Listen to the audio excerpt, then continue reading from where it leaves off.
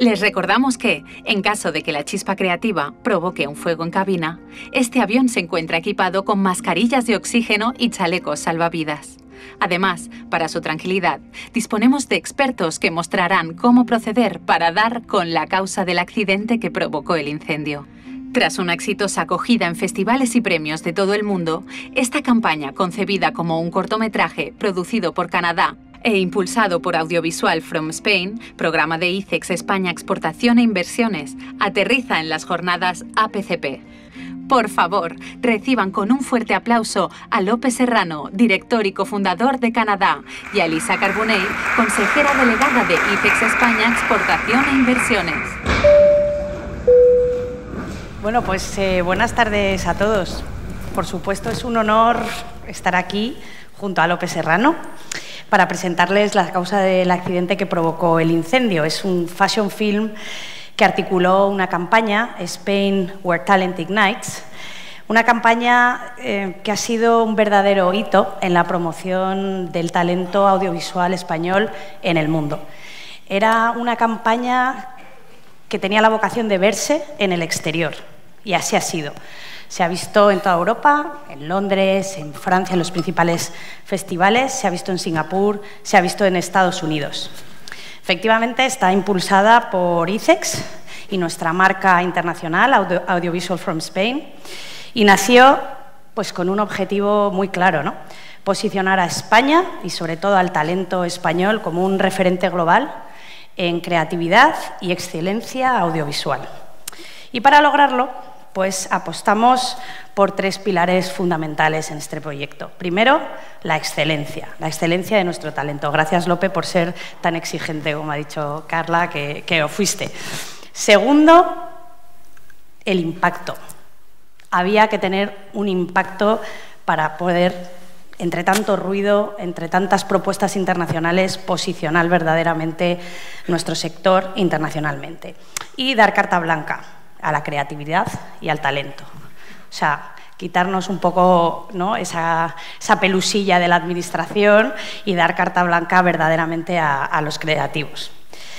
Y todo ello, pues a veces conlleva un riesgo, pero es que sabíamos que quien no arriesga no gana, ¿verdad? Entonces, uno, apostar por la excelencia del talento. Desde el inicio, pues entendimos que destacar, como digo, en un mercado tan competitivo como el audiovisual, pues era necesario pensar a lo grande, ¿no?, y contar pues, con los mejores. Y mira que lo hicimos. Canadá, con una propuesta arriesgada, ganó un concurso muy concurrido y la propuesta, bueno, pues contemplaba un casting, lo vais a ver, coral, con talentos españoles fantásticos, nuevos talentos consolidados, que hacía mucho guiño a todo el ámbito del audiovisual, tanto delante de las cámaras como detrás de las cámaras, ¿no?, llevados a una narración por Lope Serrano maravillosa.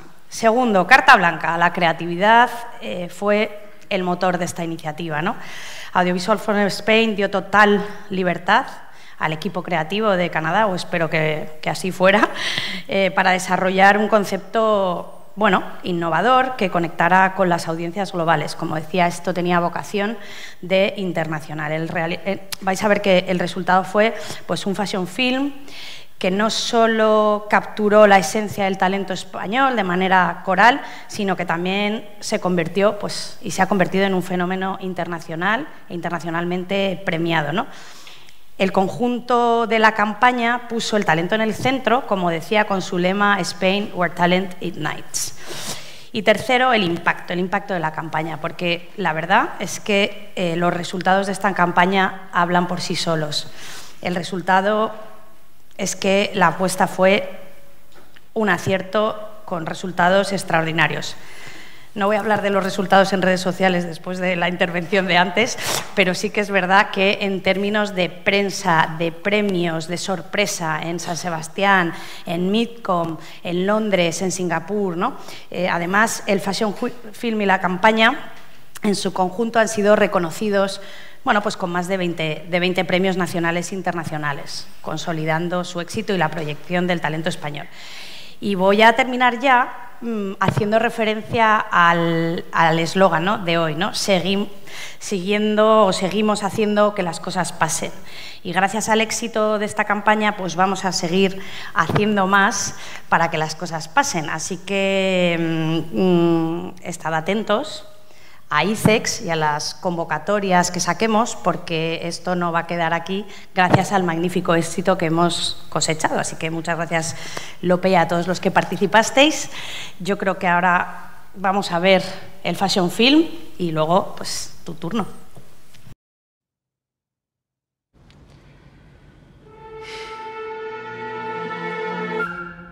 Es un fashion film. Vale.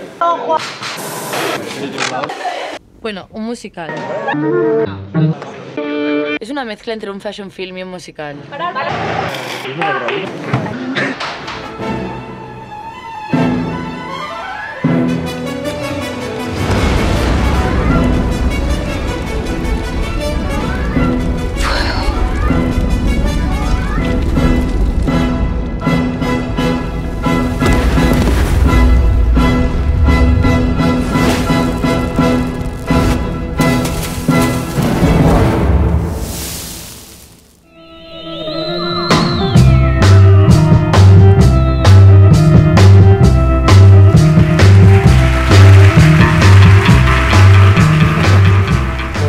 Hola, buenas tardes. Gracias, Elisa, por las palabras de antes. Primero quiero pedir disculpas por el título, porque veo que quedó. Es un título que genera cierta confusión en la gente. Es un título bastante largo. No. Intentaré en esta charla explicar un poco la génesis de todo este proyecto, que es un proyecto muy particular. Es un anuncio, porque tiene un cliente, pero no es un anuncio al uso, porque no tiene una agencia. Entonces el reto era mayúsculo porque había que hacer una película, pero había que encontrar una idea.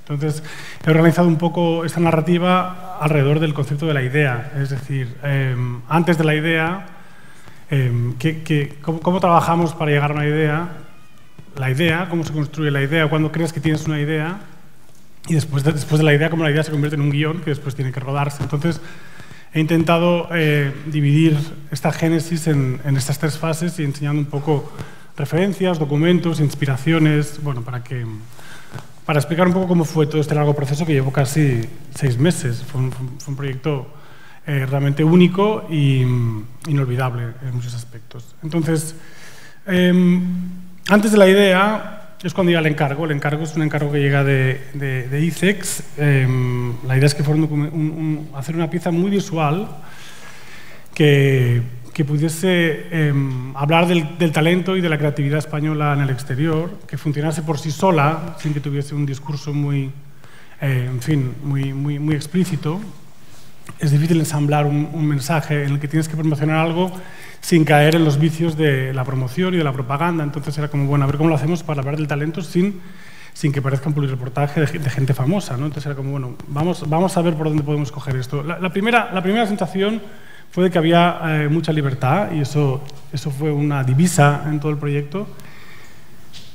Pero la libertad conlleva miedo, conlleva la sensación de que tienes todas las cartas para hacer lo que quieres, pero también para fracasar. Y ese sentimiento que tuvimos desde el principio, que tuve desde el principio, creo que se convirtió en la pieza en sí misma. Es decir, que hay todo un viaje bastante metanarrativo en toda esta aventura entre el proceso recibido y lo que acabó siendo. En todo caso, el encargo era muy atractivo, pero abría muchas puertas. Entonces, cuando uno tiene está ante ese abismo, digamos, creativo, siente la profundidad de la oscuridad. O sea, no hay imágenes, no hay ideas, entonces son todo como intuiciones. En ese sentido, muchas veces funciona o sea, la respuesta a ese tipo de momentos es algo más instintivo, más intuitivo, y la música funciona como primer arranque de ese tipo de bloqueos. Entonces, la música llegó después, perdón. El primer concepto la primera idea que yo sentí que era interesante, o con la que se puede trabajar, era el fuego, que es un concepto muy obvio, grueso, digamos, el fuego, la simbología del fuego, pero a la vez me parecía interesante y veía que podía, en torno al fuego, que es un elemento también muy mundano, muy mediterráneo, muy de nuestra cultura, pensaba que el fuego podía ser un elemento interesante sobre el que crear ya sea una ficción, ya sea una pieza muy visual, en la cual, por su peligrosidad, por su fascinación, por su hipnotismo, también por su valor, digamos, un poco más social, pensé que el fuego podía ser un elemento que hablase también de la creatividad, esa chispa que lo enciende todo, esa idea de que de la oscuridad de repente aparece una chispa que se prende, pues pensé que el fuego podía ser un concepto. Pero claro, es un concepto y con eso no tienes mucho ganado. Puede ser el fuego, como puede ser el agua, como puede ser cualquier otra idea. Es verdad que el fuego me dio la pista o me conectó con la pieza de Manuel de Falla, La danza ritual del fuego. Una cosa que quería comentar. La idea del fuego nos llevó incluso en un punto a escribir una especie de esbozo de guión de esta historia con una idea de guión que se llama fuego en sí mismo, es decir, que no fue solo una cosa gratuita y ornamental, sino que pensamos incluso trabajar la idea del fuego muy a fondo. Esto fue una idea que murió, o sea, trabajamos esta idea, la desarrollamos, vimos que no estaba cumpliendo lo que queríamos y seguimos pasamos al siguiente estrato. El siguiente estrato fue el de la música, porque como decía, del concepto de fuego, naturalmente me pareció que la pieza de Manuel de Falla, la danza ritual del fuego, era una pieza que cumplía con la idiosincrasia de lo que entendemos como español, algo como muy es clásico y a la vez es muy idiosincrático del país, y pensaba que era una pieza sobre la que se podría orquestar un fashion film o una pieza muy visual, una especie como de music video a partir del fuego y de la danza ritual del fuego. Son 4 minutos y medio, era un formato interesante, no era muy largo, no era muy corto, podías trabajar como cuando trabajas en un music video. Dijimos, bueno, pues trabajemos con esta pieza sin saber aún cuál era el conflicto ni la historia, pensamos que podía ser un buen camino. A veces lo que ocurre con la creatividad es que es fácil rendirse pronto, es fácil pensar que una idea no es suficientemente buena y ocurre muchas veces. Hay que insistir también, porque las ideas al principio siempre son una basura o son malas, las ideas siempre te decepcionan, te generan mucha frustración y están crudas. Entonces, hay que tener un poco de fe, y esto es lo que supongo que tuvimos en este caso. Vimos que la pieza era interesante. La danza ritual del fuego y el amor brujo nos llevó directamente a la película de Saura, también. Es una pieza fundamental también en su filmografía. El fuego es central. Y yo recuerdo ver estas referencias del baile de Antonio Gades y sentir que había algo interesante en la recreación de la realidad en Platón. Eso es algo también muy de nuestro mundo, el mundo de la publicidad, el mundo de la ficción, de hacer mundos imaginarios en sitios cerrados. Es una caja negra, abres una puerta y te metes y estás en un anuncio de Navidad o estás en una escena en la selva. Esa idea y eso fue un primer pálpito que me acercaba al concepto al que llegamos, que es este diálogo entre la realidad y la ficción. Fue al ver, por ejemplo, esta referencia de cómo rodaron este poblado de chabolas en un set, cómo crearon el cielo con la iluminación. De alguna manera sentí que me identificaba con bueno, el mundo que realmente yo más conozco es el mundo de mi mundo profesional, que es el de hacer películas, hacer anuncios. Entonces, hay una magia, hay una fascinación, hay una cosa interesante en el backstage de todo eso, en cómo trabajamos todos para recrear una ilusión y una ficción. Y entonces pensé, bueno, a lo mejor es bonito hablar de un rodaje, hablar de lo que pasa en el rodaje en el set y hablar de cómo lo que pasa en los alrededores del set. O sea, establecer un vínculo entre la realidad y la ficción de una manera como efectiva. Hagamos una pieza en la que la acción pasa en un rodaje y en la que lo que parece una cosa es otra. Esto como digo, el fuego, como una cosa muy abstracta, me llevó a la música me llevó al contexto. Esta referencia es una referencia muy bonita de La noche americana, que es esa película de Truffaut, en la que es una película que va sobre una película. Entonces, es un homenaje de Truffaut a su propia profesión. Entonces, esta imagen que rondaba por ahí también en el escritorio me parecía preciosa, de cómo, desde cierto ángulo, la fantasía es mundana y prosaica y la poesía lo es menos, pero me parecía que era bonito y era un canto un poco... Bueno, era un gesto honesto de decir lo que hacemos es mentira, pero depende de cómo lo enseñes, pues es más interesante o es más cálido, ¿no? Y es más revelador. Entonces, en el contexto del backstage de una película, del rodaje de una película, dimos con una idea que también esta es una idea abortada, esta es una idea que... Por eso digo lo de las ideas, que una idea no es un proceso rectilíneo y aditivo, en el que cada día estás mejor que el anterior. Vas a una ruta, te pierdes, estás inseguro, vas a otra. Entonces, para que veáis un poco dónde acabamos, antes de llegar a la historia de Berta y de la directora, tuvimos una idea que era, bueno, pues hagamos intentar explicarlo de manera breve y poco técnica, hagamos un plano secuencia muy largo en el que entramos en un plató y vemos durante 3 minutos los tejes y manejes de cualquier rodaje al uso, que la cámara nos lleve desde el tío que está fumando un cigarro y hablando del partido del Barça del otro día con un colega y nos vamos con él, nos metemos y descubrimos pues, todo el mundo que trabaja en el mundo del cine, o sea, desde el más joven hasta el más experto, seguimos un mundo del cine y cuando llegamos al plató, cuando llegamos al centro del plató, las luces se apagan y empieza la ficción. Y la ficción es lo mismo que hemos visto, pero estilizado. Lo que antes era un tío fumando un cigarro, pues a lo mejor es un fuego maravilloso. Si antes era alguien que estaba colgado en cables, pues los cables han desaparecido y todo brilla. Hacer una especie como de diálogo entre la realidad y ficción para crear esa especie como de homenaje bueno, al vínculo entre esos dos mundos, al intersticio entre la realidad y la fantasía, ¿no? Y pensamos que podría ser interesante hacerlo además visualmente sin que hubiesen apenas diálogos, sin que hubiese un conflicto. Entonces, son ejemplos de cosas que se nos ocurrían. Pues si en el set hay alguien, un especialista con fuego, en el plató hay una coreografía hecha con pañuelos que representan las llamas. Si hay una chica o un chico delante de un espejo y vemos su reflejo muchas veces en la realidad, en la fantasía, pues multiplicamos a ese personaje muchas veces, ¿no? Era intentar coger la realidad y desplegarla de manera fantasiosa en un espejo perfecto, que durase sin cortes y que durase... Pero eso es una mala idea, o no es una idea. No es una idea que tenga un conflicto, eso es un escenario. Entonces yo me sentía que estaba viendo un sitio que era exuberante, grandilocuente, maravilloso, pero no estaba explicando nada. Y ahí empecé a sentirme un poco atormentado, porque pensaba, es la oportunidad para explicar algo que es de verdad, explicar un conflicto. Y eso es lo que realmente da sentido a una idea, un conflicto. Es decir, algo que pone a un personaje ante una disyuntiva o ante un problema y la historia es la resolución o no de ese problema. Es un poco el punto en el que llegamos. O sea que cuando pasamos la oscuridad de las intuiciones, llegamos a la clarividencia de que nos faltaba una idea, nos faltaba un conflicto. Esta foto es una foto preciosa de Kubrick en el rodaje de Barry Lyndon.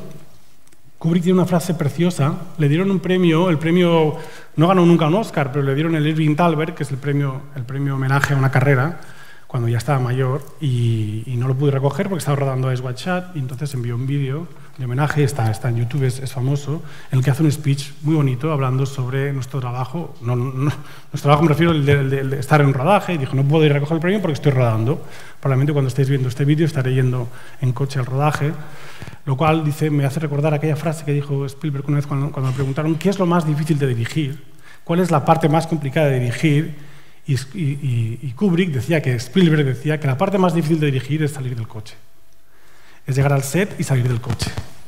Y ese momento, ese pánico en el que tú como persona te conviertes en el director de una nave, o tú como persona te conviertes en artista, o tú tienes que salir al escenario y decir algo que tenga sentido, ese miedo, ese pánico que es universal y humano, esa vulnerabilidad me pareció que era el conflicto que había que explorar. Es decir, alguien que está amando de algo y tiene una crisis.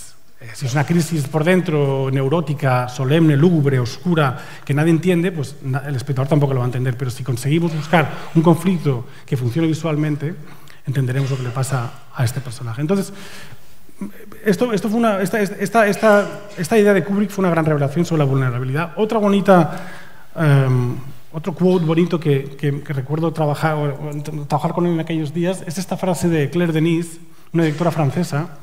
Esta es una entrevista a principios de siglo, del 2000, en la que decía esto que es tan bonito, que decía, yo soy la película, como directora soy la película. Yo no hago la película la hace el escritor, la hace el director de fotografía, la hace el editor, la hacen los actores, la hacen los estilistas, la hace la gente que la hace. Yo no hago nada. Yo soy la película. Entonces, eso que parece un poco narcisista, puede ser un poco como solemne, en realidad es un canto a esa vulnerabilidad. Cuando uno hace una película, es la película. Cuando la dirige, es la película. En ese sentido, tener una crisis sobre una crisis creativa en realidad es tener una crisis existencial. Es que soy, ¿qué hago? ¿Por qué hago lo que hago? ¿Por qué me pongo los focos y me atrevo a explicar una historia cuando nadie me la ha pedido? ¿Por qué estoy yendo hacia un lugar que me produce dolor y sin embargo me pongo en ello? Y acabo ya con este momento de citas. Decía Kubrick también que es verdad que dirigir puede llegar a ser una cosa que te pone en una situación de mucha crisis. Dice, pero que decía en corto Kubrick, escribir o hacer una película es algo tan doloroso como escribir Guerra y Paz en una carretera llena de baches, en un coche dentro de una carretera llena de baches, como diciendo, es un camino lleno de dolores, pero la felicidad que te proporciona acabar y decir esto es lo que he hecho y no hay nada que se pueda comparar a ello. Con lo cual es verdad que el proceso creativo es doloroso, pero al final del camino hay una especie como de encuentro contigo mismo, y lo digo en esos términos sin saber muy bien lo que estoy diciendo, pero es decir, acabar el camino para hacer algo que estaba dentro y al final está fuera, que es realmente el sentido de todo esto, ¿no? de este viaje que es la creatividad. En todo caso, me faltaba un personaje, y el personaje, claramente, viéndola hacia dónde iba todo, sin querer abusar de mi posición, me daba cuenta que el personaje no era yo, pero era, es decir, no yo en concreto, pero si quería ser honesto, era el de alguien que estaba al mando de algo y no sabía lo que estaba haciendo. Que en realidad es lo que me estaba pasando a mí también en el proceso. Al no haber agencia, que es una parte fundamental de esta profesión, porque son los que lidian entre el cliente y nosotros que somos realizadores y productores, es decir, al no haber agencia, la idea tenía que ser nuestra. Entonces yo me sentía la sensación de que, y si la idea es una mierda, y si esto no le interesa a nadie, y si esto, ¿qué va a ser esto? Esos miedos yo los tenía, entonces me daba cuenta de que de alguna manera estaba explicando mi propia historia, de alguna manera en todo esto. Pero bueno, el personaje, lo que decía el personaje, era importante que el personaje, como decía antes, fuera externo, es decir, que el conflicto del personaje fuera externo, que no fuese alguien encerrado en una habitación triste y deprimido porque no encuentra la inspiración, sino que hubiese un campo de batalla en la cual ella lidiara con esa inseguridad de una manera diversa, con diferentes personajes. Y entonces, recuerdo que teníamos este papel colgado ahí en la pared de la sala donde estuvimos escribiendo durante un tiempo, en la que el esquema es muy claro, está Berta entre la ficción, la F y la realidad, hay como dos accidentes, y ella, que no sabe cuál es la razón de una cosa, en la ficción no sabe cuál es la razón de lo que está haciendo, tiene que interpelar a otros personajes con esa duda. Y es distinto lo que le dice lo que dicen los actores al principio, los tenemos aquí, los del principio, los dos actores que hablan de ella como con admiración, pero sin entender muy bien lo que está haciendo. Esto puede pasar, gente que te sigue y que a la que le gustas, pero no entiende muy bien lo que estás haciendo. Es más una adoración que otra cosa. Después está el personaje de Albert Serra, que es una especie del oráculo, el fantasma, alguien que apenas habla, que no da respuestas y, sin embargo, aumenta tus dudas, ¿no? Es como el hermano mayor, es como el maestro, es como esa figura que siempre tienes aquí y que te juzga y que te hace sentir mal, pero al final es el que te hace también seguir hacia adelante. Lo importante es que el personaje fuese muy erático, que no dijera nada, que respondiera casi a Berta con las mismas preguntas, ¿no? Esa especie de personaje un poco de un témpano. Y Albert Serra en ese sentido fue estupenda.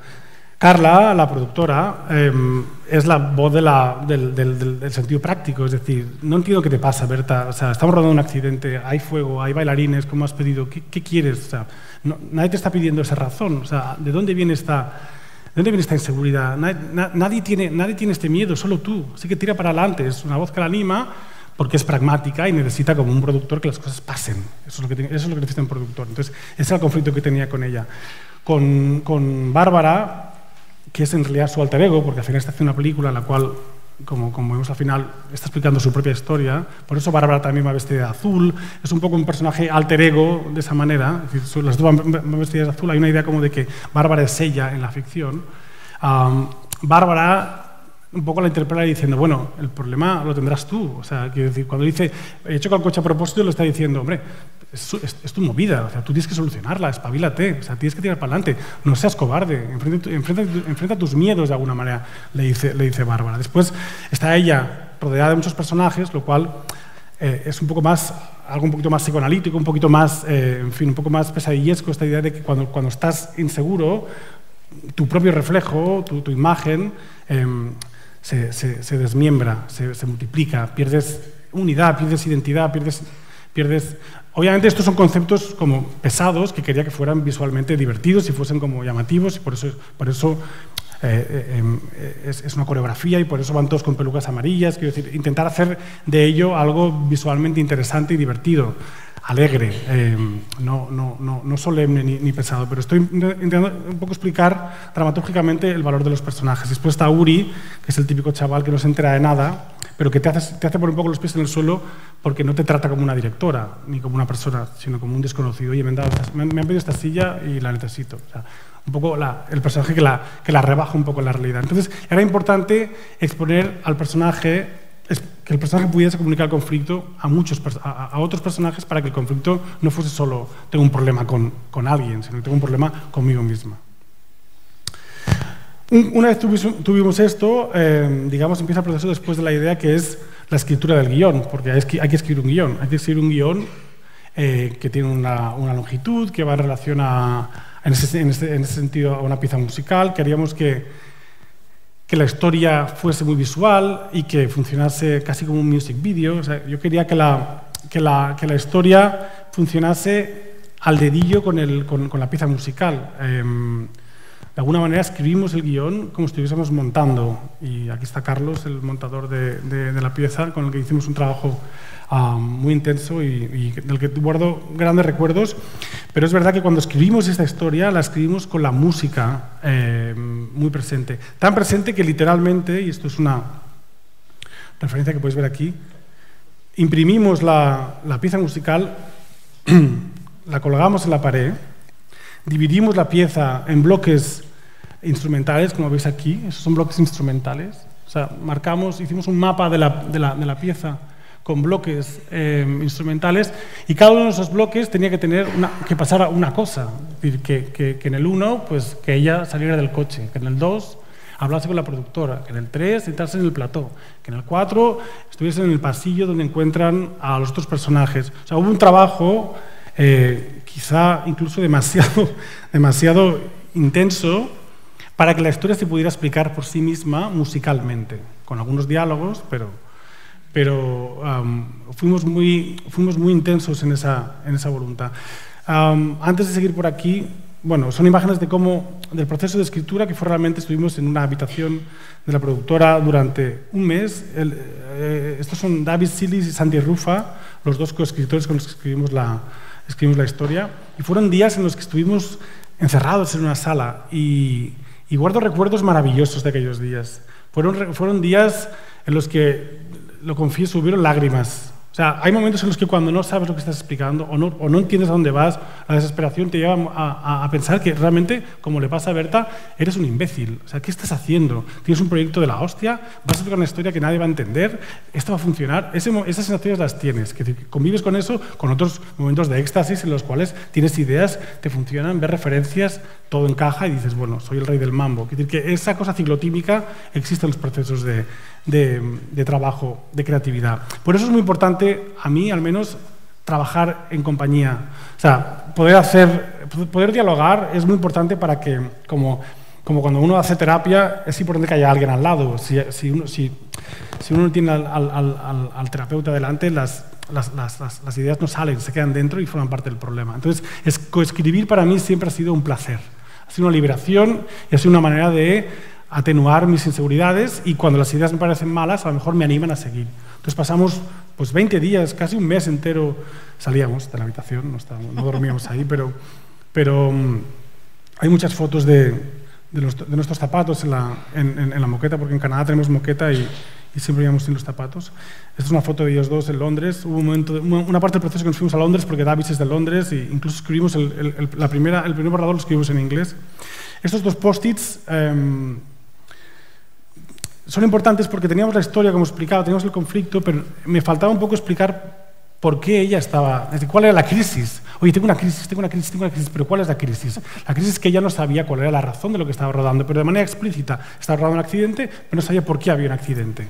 Entonces, era una cuestión concreta, pero también una cosa metafórica. Lo que le estaba pasando es que tenía miedo a que lo que estaba haciendo no tenía ningún sentido, no tenía ningún significado, el meaning. Entonces, lo que teníamos que encontrar en la escritura del guión era la razón. La razón del accidente era el significado de su crisis. Cuando ella supiese cuál era la razón del accidente, solventaría cuál es la crisis creativa. Entonces, teníamos esa divisa de, bueno, encontremos la razón y encontraremos el significado. Fueron días de probar cosas, ya os digo, de mucho post-it, mucho trabajo Sí, esto es una cosa también que suelo hacer y que es muy útil cuando hay lo hago también en otros spots. O sea, cuando hay un spot que hay narrativa, me gusta poner toda la historia en un papel.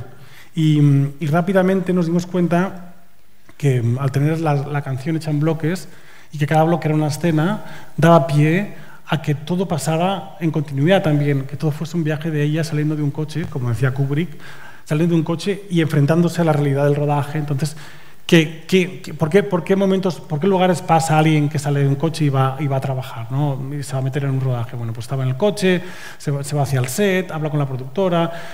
Hay como indicios de ideas que teníamos, como por ejemplo, bueno, pues si ves en el punto 2 ahí, cuando pones set, hay como unos cables en el monigote, la idea de que ella está perdiendo la fuerza, la energía, y entonces ya no tiene ni fuerzas para continuar. O sea, son ideas que se iban marcando, que ya estaban en los primeros dibujos, llega al set, hay como el gran fuego, tiene la conversación. O sea, todo se estaba haciendo poco a poco y me gustaba tenerlo en un papelito, en una especie de mapa donde las ideas se iban acumulando antes de tener incluso el storyboard. Esto es como previo al storyboard, una especie de papel donde todas las escenas están marcadas. Hubo evoluciones del guión en diferentes piezas dibujadas y es bastante fidedigno lo que acabó haciendo. Esto fue un proceso que llevó pues, 20 días, pues en algún punto llegamos a las ideas, las colocamos y después nos pusimos a escribir el guión de manera más literal. Esto es lo que os decía, cogimos la pieza, pusimos los post-its donde están pues, los bloques, los instrumentos, las acciones, incluso me acuerdo rodar en tiempo real con el teléfono y la pieza, lo que sería una especie como de símil con el montaje. Perdón, es que no sé si...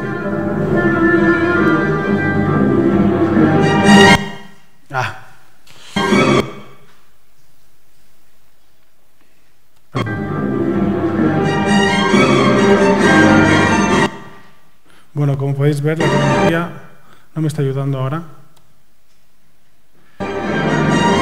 Pero bueno, para que os hagáis una idea, la idea era, o sea, hacíamos el ejercicio de poner la pieza, poner las escenas, rodarlo y ver cómo funcionaba en términos de ritmo también. Vale, sí, no, como veis aquí en el guión también estaban los tiempos marcados de la pieza, o sea, que incluso cuando estábamos escribiendo las escenas, pues teníamos en la mente dónde iba cada cosa con respecto a la pieza musical. Y un último capítulo, así para explicar cosas, un poco referencias y garabatos, en el sentido de que cuando estás trabajando después de la idea, estás trabajando ya con el guión, muchas veces las ideas visuales te vienen de una manera un poco ecléctica y inesperada. Entonces haces dibujos en una servilleta, haces dibujos en un post-it. Dices, ¿cómo te imaginas el escenario? ¿Cómo será este detalle, este plano? Entonces, nada, he hecho aquí un cúmulo un poco de papelitos y papelotes en los que la creatividad se va diseminando mientras vas trabajando. Bueno, estos son referencias primero, sí. Primero referencias. Algunas referencias fundamentales de trabajo que siempre estaban allí, que estaban en el germen de lo que hacíamos. Estas dos escenas, estas de Annie Hall, y en la escena de Annie Hall, al final, cuando acaba la película y Woody Allen, el personaje de Albie Singer, es director de teatro. Bueno, él en la obra de teatro representa una obra de teatro que es la versión mejorada de su vida. Entonces, en la vida real lo ha dejado con Annie Hall y él en la obra de teatro pues hace que los personajes acaben juntos. Entonces, hace una reflexión de lo bonito que es que en las películas las cosas sean mejores que en la realidad. Entonces, este diálogo entre lo real y la ficción era una cosa que siempre estuvo ahí. Y esta escena de la mujer del teniente francés también es una escena que siempre estuvo ahí en el disco duro. Es la historia el rodaje de una película de época en la que Jeremy Irons y Meryl Streep interpretan a dos personajes de época en la Inglaterra victoriana, pero en la película también está la historia de ellos dos como actores. Entonces, en paralelo, ellos como actores y los personajes que son, hay muchos momentos en los que el montaje te lleva de un sitio a otro de manera transparente, ellos actuando y ellos en la ficción. Entonces, esto me pareció una cosa interesante que quedó reflejado un poco en la escena de cuando ella rueda finalmente el final de la película y ves como que el accidente que ella vivió está conectado con lo que está representando con Bárbara. ¿Alguna referencia más? Pues porque queríamos también darle esta conexión con el cine español y cuando estaba la escena del fuego pensamos que sería guay la escena esta de la mujer de laboratorio de nervios, ponerla en el mural de cuando ella está vomitando, con el fuego como elemento.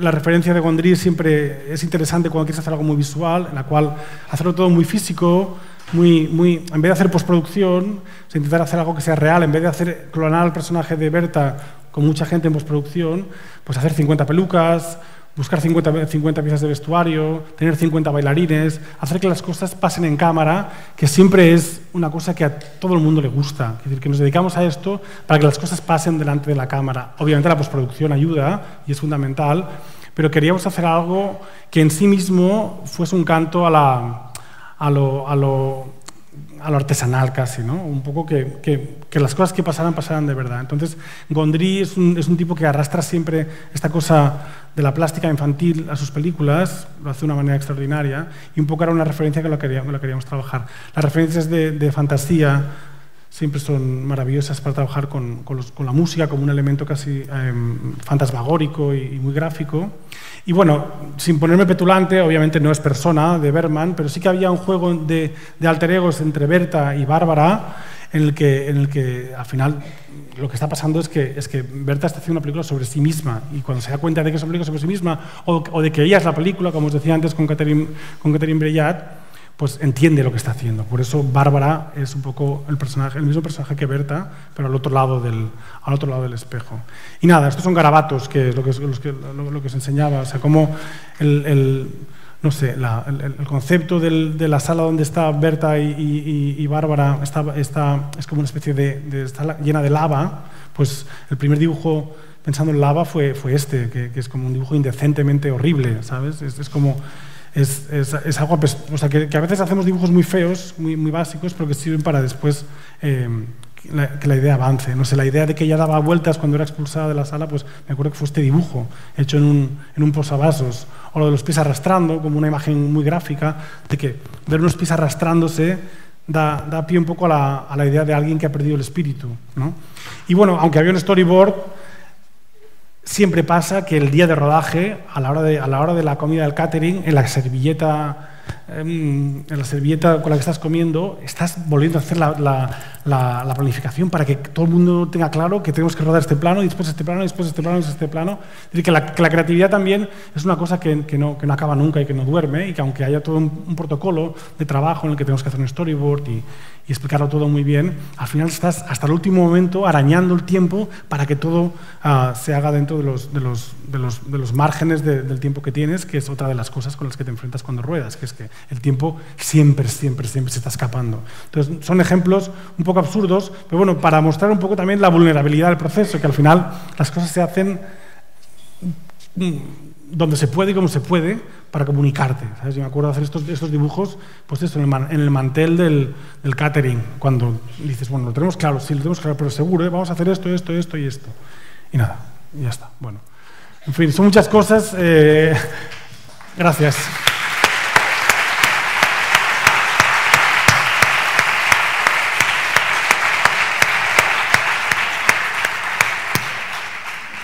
Gracias. Bueno, quería volver a agradecer a Elisa las palabras que he hecho antes, porque es verdad que esto ha sido una aventura muy única dentro del mundo de la publicidad. Lo agradezco mucho porque la libertad que te dan es algo que siempre reclamas, conlleva sus miedos, y hicimos de ese miedo la historia. Entonces creo que devolvimos lo que recibimos de una manera, en fin, bueno, aquí lo tenéis, ¿no? Pero sí, es una maravilla cuando en la publicidad uno puede alcanzar estas cotas de libertad y de confianza, y nada, quería dejarlo claro.